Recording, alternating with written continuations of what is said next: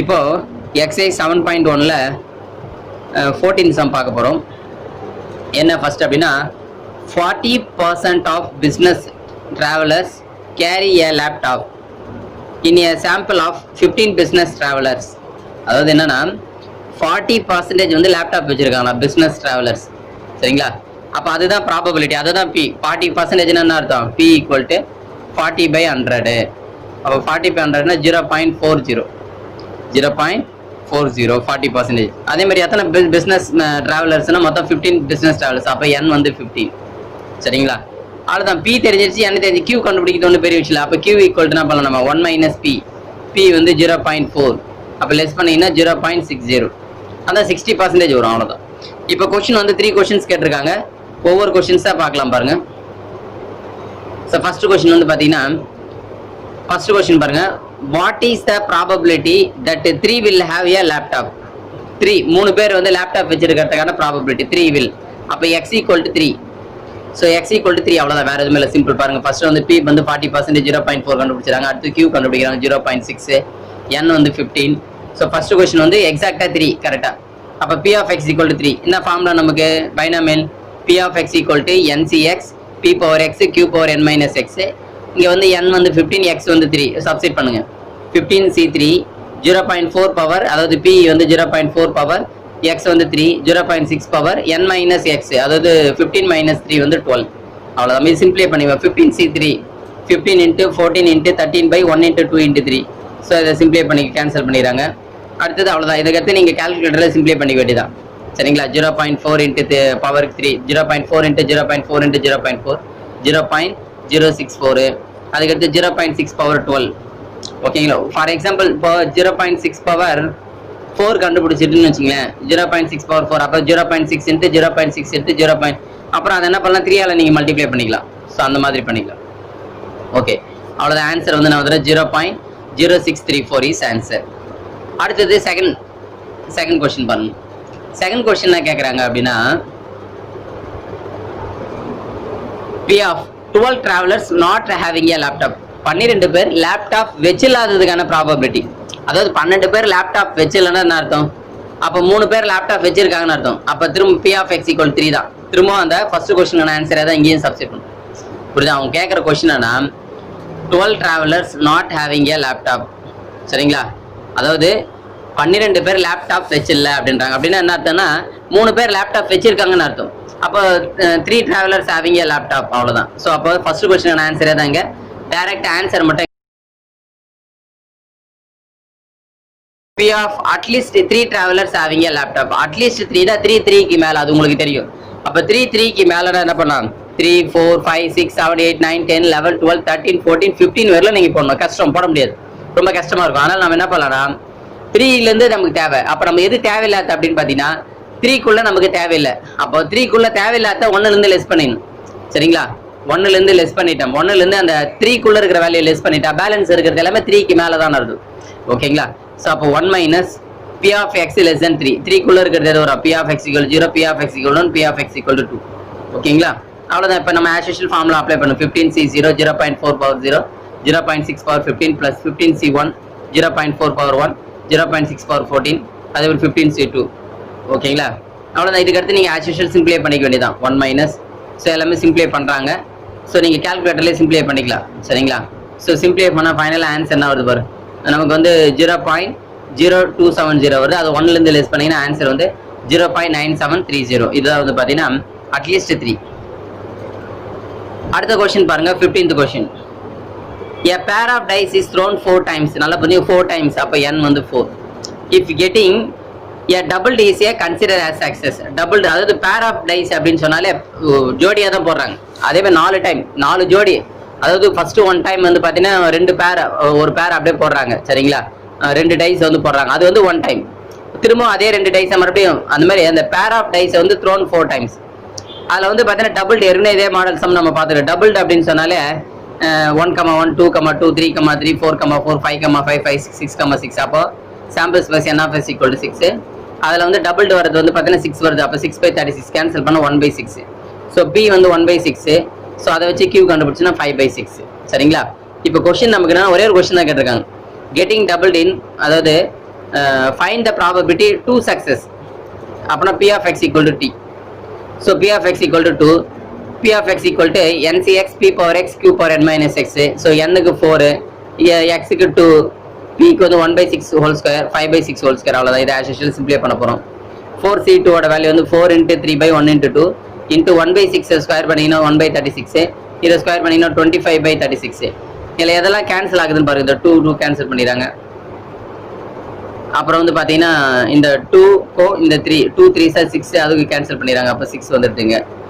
சரிங்களா? அவ்வளோதான். பேலன்ஸ் அவ்வளோதான். மல்டிப்ளை பண்ணியிருக்காங்க. 25/216 இஸ் ஆன்சர். அடுத்தது 16th sum. The mean of binomial distribution is 5. The standard deviation is 2. Determine the distribution. நல்லா புரியுங்க. மீன் அப்படின்னு சொன்னாலே NP வந்து 5. ஸ்டாண்டர்ட் டிவியேஷன் சொன்னாலே ரூட் ஆஃப் NPQ. சரிங்களா? Root of NPQ equal to 2. அப்போ NPQ ஈக்குவல் டு 4 வரும்.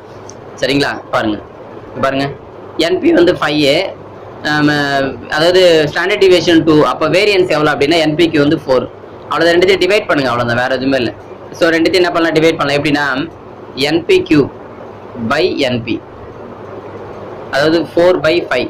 இந்த NP அடிச்சுட்டு அப்போ Q ஈக்குவல் டு 4/5. Q 4/5னா அப்போ P நம்ம வரும் 1/5.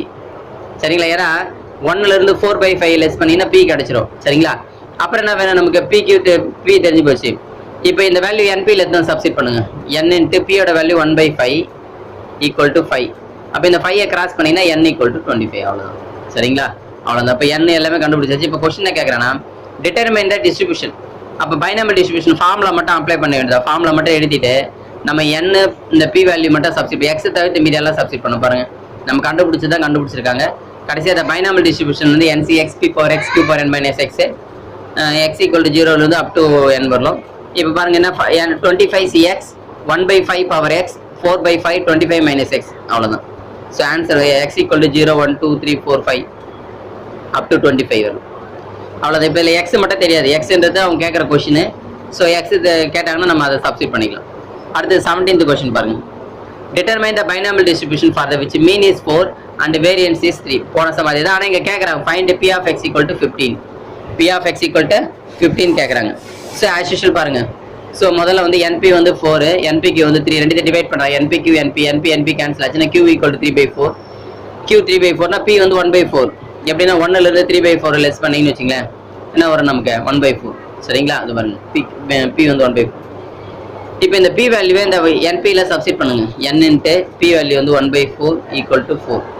ஸோ இந்த 4 கிராஸ் பண்ணால் 16. அப்போ N ஈக்குவல் டு 16. எல்லாமே தெரிஞ்சு போச்சுமா? இப்போ நமக்கு பைனாமியல் டிஸ்ட்ரிபியூஷன் என்ன அப்படின்னா NCX P power X Q power N minus X X equal to 0 1 2 3 up to N. இப்போ நமக்கு என்ன கேட்குறேன்? 15 தான் கேட்குறாங்க. அப்போ நம்ம அதை சப்ஸ்டிட் பண்ணுறாங்க. P of X equal to 15. 16C 15 1/4 power 15 3/4 power 16 minus 15 வந்து அது 1. அவ்வளோ சிம்பிளை பண்ணுங்க. ஒன்றும் இல்லை. இந்த 16C 15 இருக்கு இல்லையா? அது என்ன பண்ணலாம்னா 16C1 கூட எழுதலாம். ஏன்னா அந்த 16லேருந்து 15 லெஸ் பண்ணால் 1. ஸோ அப்போ இதோட வேல்யூ வந்து 16 ஆகிடும். அடுத்தது 1/4 பவர் 15 அதேமாதிரி 3/4. இப்போ இந்த 4/15 இது ஒரு 4 பவர் 16 ஆகிடும். நியூமரேட்டரில் ஆல்ரெடி 3 இருக்கு. அவ்வளோதான். அப்படியே விட்டுறாங்க ஆன்சர். இதில் என்ன பண்ணுறாங்கன்னா இந்த 16க்கும் 16னா 4 ஸ்கொயர் எழுதலாம். இதில் 4 ஸ்கொயர் 2 4க்கு இதில் ஒரு 2 4 அடிச்சிட்டோம்னா பேலன்ஸ் வந்து 14. அப்போ 3/4 பவர் 14. ஏன்னா பவர் வந்து 10க்கு மேலே இருக்கிறதால அவங்க வந்து சிம்பிளிஃபை பண்ணல, அப்படியே விட்டாங்க ஆன்சர். அடுத்தது 18th problem. Assume that a drug causes a serious side effect at the rate of 3 patients per 100. What is the probability that at least one person will have side effect in a random sample of 10 patients taking the drug? 10 அதாவது மொத்தம் ஒரு 10 patient. அந்த 10 patient வந்து at least 1 வந்து question கேட்குறான். At least 1. இங்கே P என்ன அப்படின்னு பார்த்தீங்கன்னா 3 பேஷண்ட் per 100. அதாவது 3 பேஷண்ட்டுக்கு, அதாவது 100க்கு 3 பேஷண்ட். அப்போ 3/100 தான் P. அதாவது இப்போ நம்ம வந்து ஒரு ட்ரக் கொடுக்குறோம், ஒரு மருந்து கொடுக்கறதுனால 100 பேர் இருக்காங்கன்னா அதில் ஒரு 3 பேருக்கு சைடு எஃபெக்ட் வருதுன்றாங்க. 3 பேருக்கு வந்து சைடு எஃபெக்ட் வருது. சரிங்களா? இப்போ என்ன கேட்குறாங்கன்னா ஒருவேளை நம்ம 10 பேஷண்ட் கொடுக்கணும்னு வச்சுக்கேன். 10 பேஷண்ட் கொடுத்தோம்னா அட்லீஸ்ட் 1க்கான ப்ராபபிலிட்டி என்னன்னு கேட்குறாங்க. சரிங்களா? முதல்ல P பாருங்க. 100ல் 3 பேருக்கு வந்து சைடு எஃபெக்ட் வருது. அதான் P 0.3. சரி 0.03. அப்போ Q வந்து என்ன வரும்னா 0.97 வரும். அது 1லேருந்து 0.03 லெஸ் பண்ணால் N ஆல்ரெடி 10 பேஷண்ட்ஸ் கொடுத்துட்டாங்க. இப்போ நம்மளுக்கு கொஸ்டின் வந்து என்ன கேட்டா அட்லீஸ்ட் ஒன்று ஒன்னுக்கு மேலே கரெக்டுங்களா? ஸோ பாருங்க at least 1% will have the side effect. அப்போ P of x greater than or equal to 1 ஒன்னுக்கு மேலேனா நம்ம வரும் 10 வரலாம் போடணும். P of x equal to 1, P of x equal to 2, P of x equal to 3 up to 10 வரலாம். அப்போ நம்ம 10 வரலாம் கண்டுபிடிக்க தேவையில்ல. அப்போ நம்ம என்ன பண்ணலாம்? 1ல இருந்து எதை லெஸ் பண்ணிக்கலாம்? 1க்குள்ள இருக்கிறத லெஸ் பண்ணலாம். அப்போ P of x less than 1. அப்போ P of 1க்குள்ளனா எதுமா வரும்? 1க்குள்ளனா 0 தான் இருக்கு, வேற எதுவுமே இல்லை. அப்போ 1ல இருந்து 0 லெஸ் பண்ணிடுங்க, அவ்வளவுதான். P of x equal to 0 less பண்ணிடுங்க. இப்போ ஃபார்முலால அப்ளை பண்ணுங்க. n வந்து 10c 0 0.03 power whole power 0 0.97 power 10 அவ்வளோதான். சிம்பிளை பண்ணுங்க. 10c 0 value 1, 0.03 power 0 value 1, 0.97 power 10 அதை மட்டும் சிம்பிளை பண்ணிங்க. அதை மட்டும் சிம்பிளை பண்ண ஆன்சர் வந்து 0.7374 வருது. அது 1லேருந்து லெஸ் பண்ணினா 0.26266 ஆன்சர். அடுத்தது 19th sum. Consider 5 mice from the same litter, all suffering from vitamin A deficiency. They are fed a certain dose of carrot. The positive reaction means recovery from the disease. Assume that the probability recovery is அதாவது எலி வந்து பார்த்தீங்கன்னா உடம்பு சரியில்லாமல் இருக்குது. 5 mice என்னன்னா vitamin A deficiency, vitamin A குறைபாட்டால் அது உடம்பு சரியில்லை. ஸோ அது வந்து ரெக்கவரி ஆகிறதுக்கான ப்ராபபிலிட்டி வந்து 0.73, அதாவது பி கொடுத்துட்டாங்க. சரிங்களா? வாட் இஸ் த ப்ராபபிலிட்டி அட்லீஸ்ட் 3 ஆஃப் 5 mice ரெக்கவர்? சரிங்களா? ஸோ கொஸ்டின் கேட்குறது வந்து 5 mice பேஸ் பண்ணி கொஸ்டின். அப்போ n வந்து 5, p வந்து 0.73, அட்லீஸ்ட் 3 கொஸ்டின் கேட்குறாங்க. சரி, q கண்டுபிடிச்சலாம். q வந்து பார்த்தீங்கன்னா 0.27 வரும். ஏன்னா 1லேருந்து 0.73 லெஸ் பண்ணால் 0.27, n தெரியும். அட்லீஸ்ட் 3னா 3க்கு மேலே. ஸோ 3க்கு மேலே என்ன வரும்? p of x equal to 3, p of x equal to 4, p of x equal to 5. ஒன்று இப்படி சப்ஸ்டிட் பண்ணலாம். இல்லைன்னா இன்னொன்று என்ன பண்ணலாம் நம்ம? 1 minus p of x less than 3, அதாவது 3க்குள்ளே இருக்கிறத லெஸ் பண்ணிடணும். 1லேருந்து 3க்குள்ளனா வரும் 0, 1, 2. எப்பவுமே பொதுவாக இந்த 0, 1, 2லாம் சப்ஸ்டிட் பண்ணுறது கொஞ்சம் ஈஸியாக இருக்கும். அதுக்காக தான் அதை ஃபாலோ பண்ணுறாங்க. சரிங்களா? அவ்வளோதான். இது அதுக்கடுத்து ஆஸ் யூஷுவல் நீங்கள் சிம்பிளிஃபை தான். சரிங்களா? கால்குலேட்டரில் ஆஸ் யூஷுவல் சிம்பிளிஃபை பண்ணிங்கன்னா உங்களுக்கு ஆன்சர் ஃபைனலாக 0.1257 வரும். அது 1லேருந்து லெஸ் பண்ணிங்கன்னா 0.8743 இஸ் ஆன்சர். அடுத்து last some. An experiment succeeds twice as often as it fails. What is the probability that in next 5 trials there will be? அதாவது next 5 trials அப்படின்னு சொல்லிட்டாங்க. அப்போ n வந்து 5. இதில் இந்த p தான் கொஞ்சம் கேர்ஃபுல்லாக பாருங்க. Succeed is twice as often it fails. அதாவது succeed pன்றது எதுக்குன்னா twice of the failures அப்படின்றாங்க. அப்போ p equal to என்ன சொல்றாங்கன்னா 2q அப்படின்னு சொல்றாங்க. ரைட்டுங்களா? அதாவது இப்போ அவங்க என்னன்னா p வந்து டைரக்டா கொடுக்காம p வந்து அதாவது q ஃபெயிலுடைய ட்வைஸ் தான் p அப்படின்னு கொடுத்துருக்காங்க. ஸோ q இருக்க இடத்துல 1 minus p ன்னு சப்ஸ்டிட் பண்ணுங்க. பாருங்க p equal to 2 into 1 minus p. இப்போ 2 உள்ள மல்டிப்ளை 2 minus 2p. அந்த minus 2p லெஃப்ட் சைடு கொண்டு வந்தால் 3p ஆயிடும். அப்போ 3p equal to 2. அப்போ p equal to 2/3. So p தெரிஞ்சு பச்சா இதுலேருந்து q கண்டுபிடிங்கன்னா ரொம்ப ஈஸி.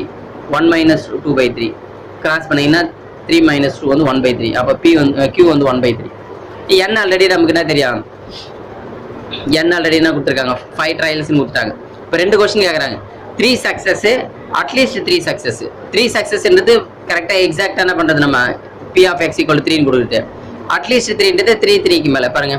ஃபர்ஸ்ட் வந்து 3 success, p of x equal to 3. So formula அப்போ n வந்து 5c3 2/3 power 3 1/3 power whole square. அவ்வளோதான். சிம்பிளை பண்ண வேண்டியது. சிம்பிளை பண்ணால் உங்களுக்கு ஆன்சர் வந்து 80/243 வருது. சரிங்களா? இதை சிம்பிளை பண்ணி கூட நீங்கள் இப்போ டெசிமலில் கூட போடலாம், தப்பு கிடையாது. எப்படி போட்டாலும் உங்களுக்கு மார்க் கொடுத்துருவாங்க. அடுத்தது பாருங்க செகண்ட் பாயிண்ட். அட்லீஸ்ட் 3 அப்படின்னா 3க்கு மேலே. அப்போ 3க்கு மேலே என்ன வரும்? 3, 4, 5 வரலாம் கொடுக்கணும். அப்படி போடலாம். இல்லைன்னா என்ன பண்ணலாம்? 1லேருந்து என்ன பண்ணலாம்? 3க்குள்ளே இருக்கிறத லெஸ் பண்ணிக்கணும். 1 minus p of x equal to 0, p of x equal to 1, p of x equal to 2. அவ்வளோதான். இதை ஆஸ் யூஷுவல் சிம்பிளிஃபை பண்ணிங்கன்னா உங்களுக்கு ஃபைனல் ஆன்சர் என்ன வருது பாருங்க. ஆன்சர் வந்து 51/240 வருது. அதை லெஸ் பண்ணிங்கன்னா 1லேருந்து லெஸ் பண்ணிங்கன்னா 192/243 இஸ் த ஆன்சர். ஓகேங்களா?